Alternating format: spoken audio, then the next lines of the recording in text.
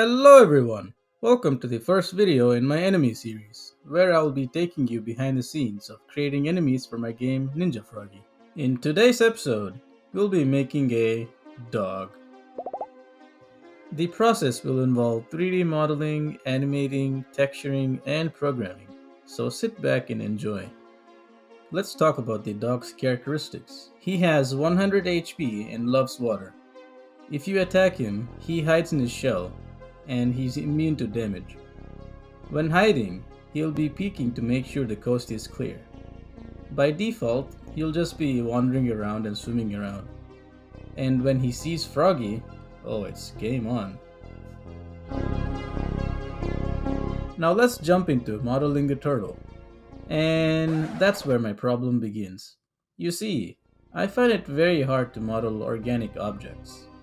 So to make my life easier, I'm going to borrow some reference images from the internet. And for the shell, I found this handy guide. So let's get to work.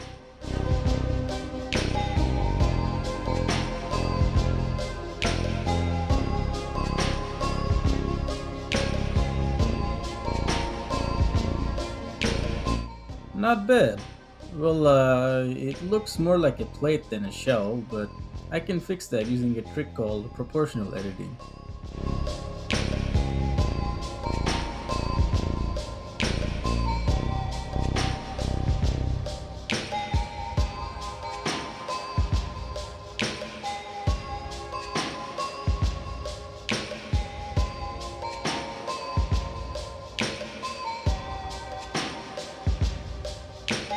It's taking shape. And now for the bottom part of the shell.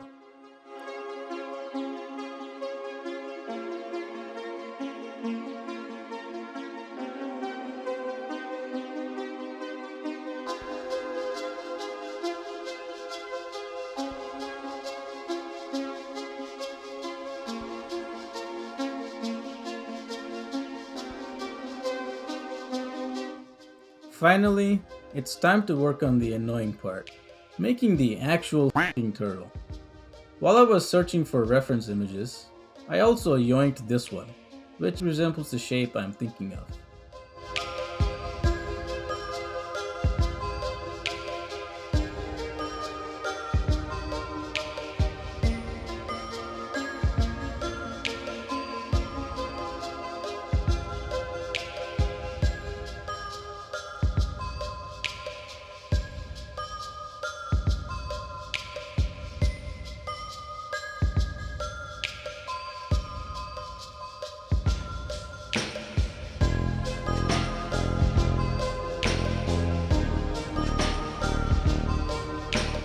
Alrighty, the turtle is now ready for the next steps. To make my life easier with this, I'll keep the body and the shell separate, so I can hide the shell when needed.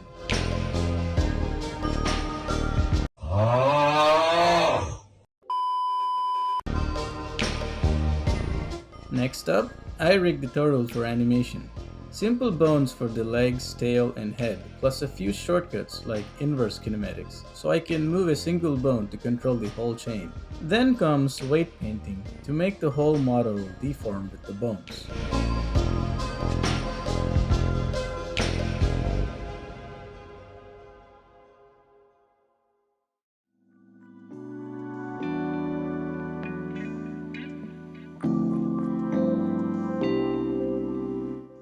As you can see now, the whole body deforms as the bones move around. All that's left is to create the animations now. Should be simple.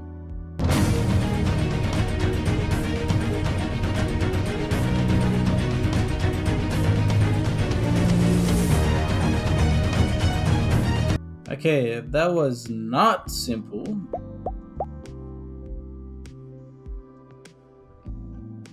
Now I'm going to texture the turtle real quick. Just a simple UV unwrap followed by texture painting.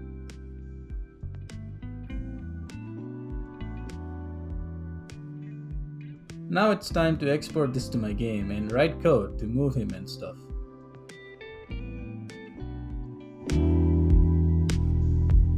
I created a state machine to smoothly handle all the turtle's animations, allowing me to transition from idle to move to chase.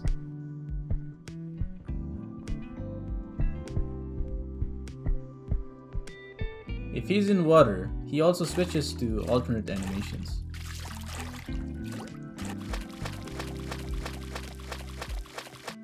Here are the hiding, peeking, and unhiding animations.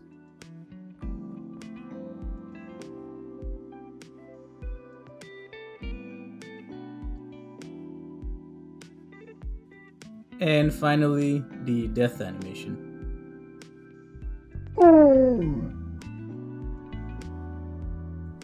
Now for the coding, I think it's easiest to start off with the hiding mechanic. Here, he is hiding after he took some damage. He quickly peeks before exiting out of his shell. He also takes no damage when in his shell.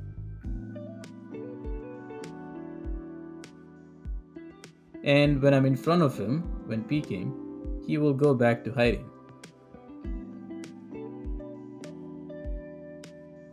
Oh, and he doesn't hide in water because, drowning. Next, movement. It appears that my pathfinding algorithm has other plans. A few moments later. Nice. However, this isn't enough due to some clipping issues.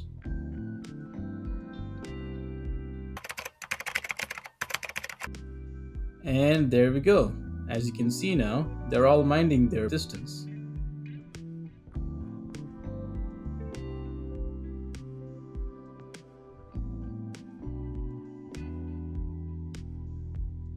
With the basic movement out of the way, everything else should be fairly straightforward to implement, such as the chasing animation.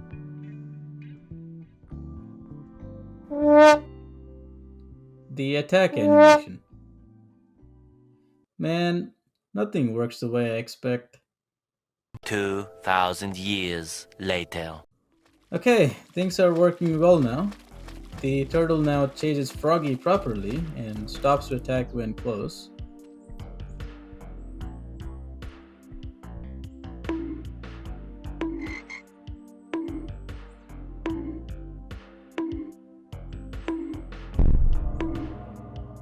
The death animation plays if his health reaches 0.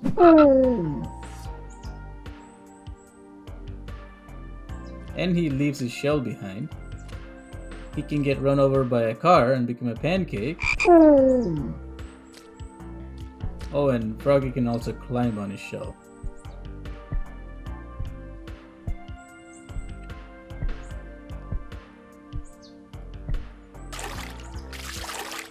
But Froggy's weird attack pose can sometimes lead to some funny moments.